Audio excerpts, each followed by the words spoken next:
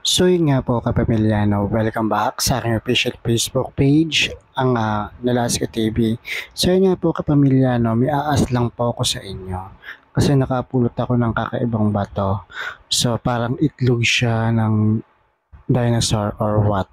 Pero kakaiba talaga siya kung hindi man siya itlog ng dinosaur. Pero talagang nagagandahan ako dun sa batong na napulot ko nung nagbakasyon kasi kami sa Marinduque. So, nag-beach kami sa Ulong Beach na kung saan doon ko to nakita sa Marinduque nung nagbakasyon kami doon.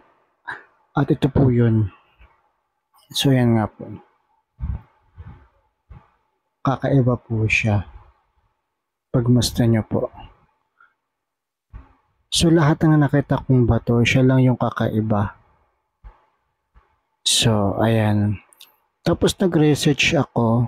Ito po yung lumabas. Kung nakikita nyo po sa screen, ayan po yung mga lumalabas.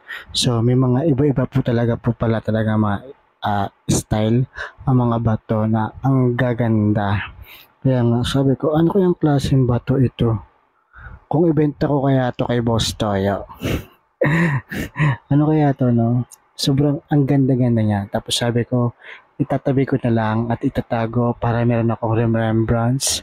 Pero kayo kapamilya, palagay niyo, ano kayang bato ito? Ayan po. Ano kayang bato yan sa palagay niyo? Diba napakaganda? Kung sa personal niyo siya makikita, napakaganda. Kasi talagang yung ugis niya, para sa chocolate, no? Para siya yung chocolate na maraming harina sa ibabaw. Pero ang ganda niya, no? Kumusta niyo, di ba? So kaya kayo po kapamilya, ano po kayang klaseng bato yun?